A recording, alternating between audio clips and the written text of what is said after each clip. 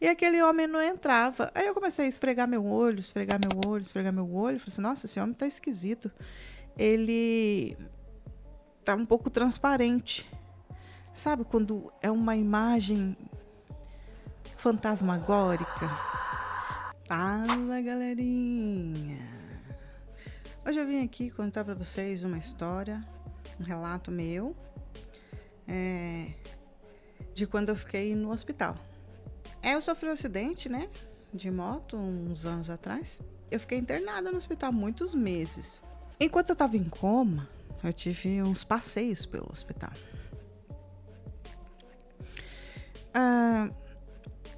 Quando eu acordei do coma, eu não sabia da gravidade de nada, então eu tava bem, tinha me machucado bastante, tomando muitos remédios para as dores. E o que aconteceu foi que eu comecei a falar com o pessoal que ia me visitar. Eu falei pra minha mãe, mas eu andei no hospital todo. Ela falou, não, você nunca nem ficou de pé depois que você entrou nesse hospital. Eu falei, não, mas eu sei que ali tem um banheiro, ali tem o corredor, ali tem a salinha onde os médicos descansam. Se você pegar o corredor, virar à esquerda, subir um elevador, você vai chegar no refeitório. E sim, todos os lugares estavam corretos. E assim, eu cheguei e fui direto para o centro cirúrgico, fiz uma cirurgia e da cirurgia eu fui direto para UTI. Não sei o que aconteceu. Eu andei naquele hospital e eu conheci aquele hospital enquanto eu dormia. Eu saía pelo hospital caminhando. Algumas vezes eu via que eu estava muito cansada. Outras vezes eu andava carregando aquele negocinho de soro. É interessante como a cabeça da gente funciona, né? Eu saía arrastando aquele negocinho de soro pelo hospital. Eu ia no banheiro. Aí eu voltava pro quarto. Eu não tinha muitas lembranças do que aconteceu no quarto. Essa cicatriz aqui é uma traqueostomia. No dia que eles abriram isso, eu estava olhando do lado de fora. Eu estava vendo alguém perfurar o meu pescoço com um bisturi e eu fiquei muito assustada. Porque eles dizem que quando a pessoa está em coma, ela está dormindo, né? Então ela poderia sonhar. Mas vocês acham que sonhar com o lugar exatamente como ele é uma coisa interessante? Todas as lembranças que eu tenho de quando eu estava em coma, dormindo, são como projeções. Durante o sono a gente realmente projeta, é mais fácil porque você está ali entre mundos, né? Então eu imagino que eu tive projeções inconscientes enquanto eu estava em coma, porque teve um momento que eu vi minha mãe sentada tentando comer e ela estava muito triste, e ela chorava e não conseguia comer nada. E eu tentando comer porque eu estava com muita fome. Porque a gente fica na UTI, a gente não se alimenta, né? É alimentado por sonda, então não tem aquilo. Eu estava dormindo também, não tinha como. Não tem aquela coisa da mastigação, essa coisa bem física mesmo. Não existe. Tava com as duas mãos engessadas, tentando pegar alguma coisa para eu comer, e eu não conseguia pegar. Era como se minha mão atravessasse e não pegasse. Tipo um fantasma.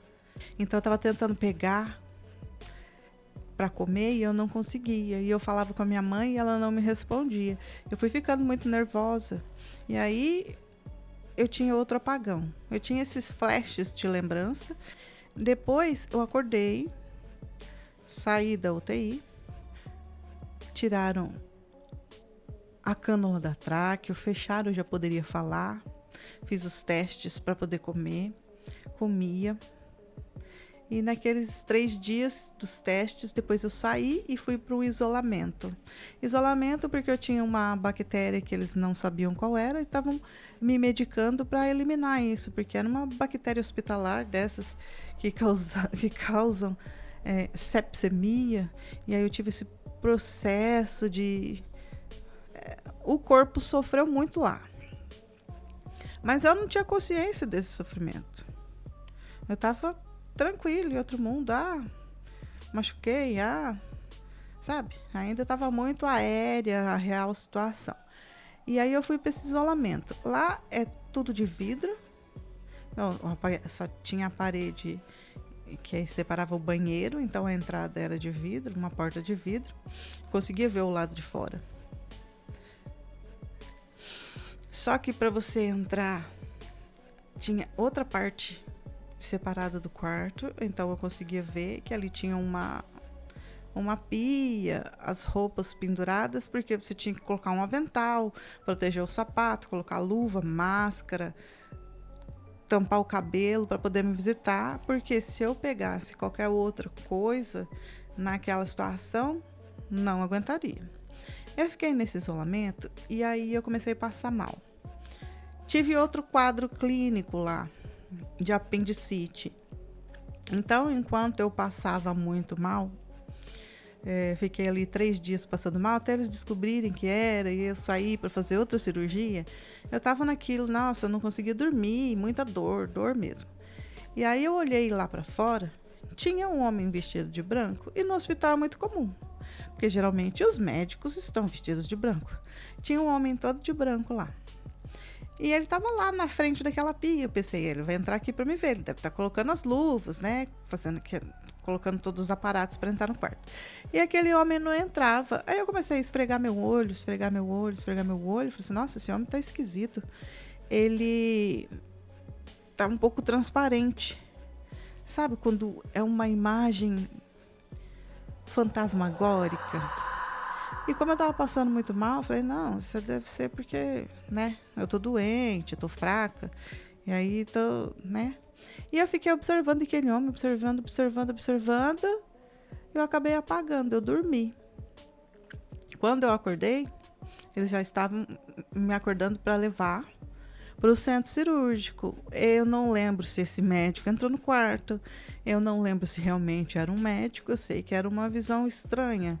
Essa foi outra coisa que aconteceu comigo no hospital. Tem um corredor que liga, subterrâneo, que liga os hospitais à parte ali onde fica o que chamamos necrotério, IML. Não sei exato o nome certinho de lá.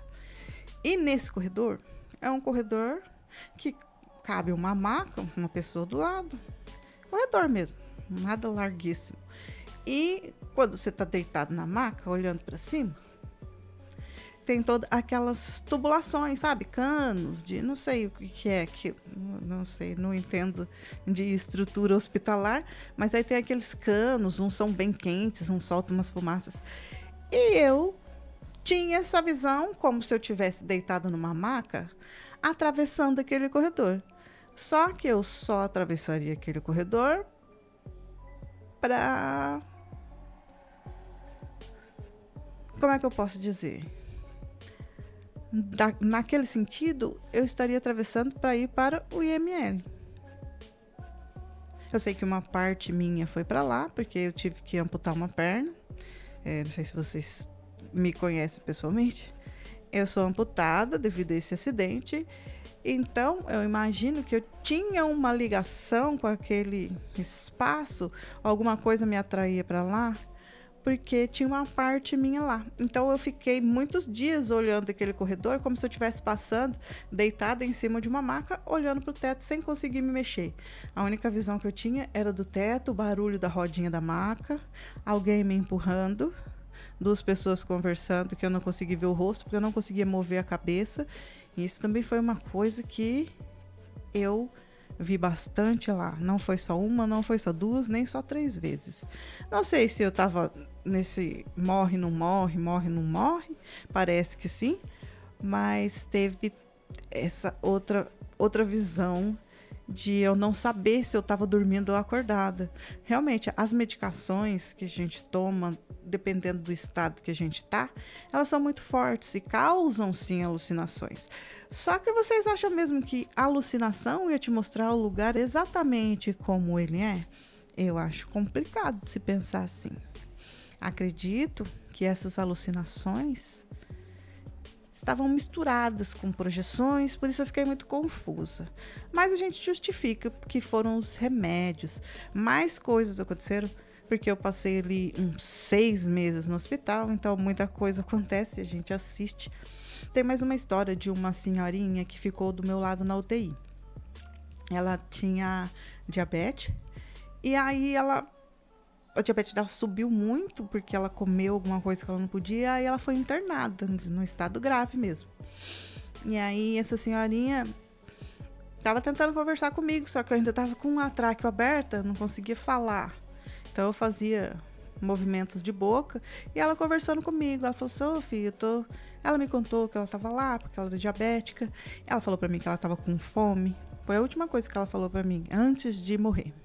Ela falou: eu tô com tanta fome, filha. E lá ela tinha passado a sonda. Ela ia estar num controle de dieta para controlar aquele nível de glicose que estava altíssimo dela. Essa senhorinha faleceu e a gente tem um monitoramento cardíaco, né? Não apitou nada. Ela simplesmente apagou. Dormiu. Aí veio uma enfermeira, olhou para ela e viu que ela já... Eles se conhecem, né? Ela falou assim: ela tá assim faz muito tempo? Eu falei: não, ela acabou de dormir. Ela tava aqui conversando comigo, né? Eu tentando falar por conta de, né? Aí começou aquela correria. Ela falou: ela parou. Aí veio, aí coloca um biombo tampando pra gente não ver, né? Foram fazer reanimação cardíaca e a senhorinha não voltou. Enquanto isso, eles estavam lá tentando, e choque, massagem e tal. Eu ouvi a voz dessa senhorinha do meu lado, como se ela tivesse parado do meu lado, encostado a mão no meu braço. E ela falou: filha, você fala para... ela falou um nome no diminutivo. Vamos supor, que eu não me lembro qual é o nome. Vamos supor que o nome da moça era Antônia. Ela falou assim: você fala pra Antoninha que eu tô bem, viu? E a moça desapareceu. A senhorinha desapareceu. No dia seguinte, porque isso foi durante a madrugada, no dia seguinte a filha dela apareceu lá. Aí ela foi lá do lado pegar os pertences dela, que ficava ali naquela mesinha que tem do lado, um negocinho, umas coisinhas. E aí a enfermeira falou: então, dona Antônia, aconteceu isso, isso e isso. E aí eu falei: nossa, é o mesmo nome que a senhorinha me falou. Só que eu não sei se eu tinha escutado o nome dela. Porque aquela senhora chegou lá naquele dia. Ela chegou, fez uma internação, eu não tinha nem visto a filha dela. Mas eu não sei se em algum momento eu ouvi o nome da filha dela, porque, né, medicação. Não sei se eu tava confusa, não sei se eu tava doida, eu não sei. Eu sei que isso também foi estranho que aconteceu comigo no hospital. Então, se vocês tiverem história de hospital, alguma coisa assim misteriosa para contar, mande aqui no e-mail trechosdemistério@gmail.com que a gente conta a sua história aqui. Até mais, galerinha.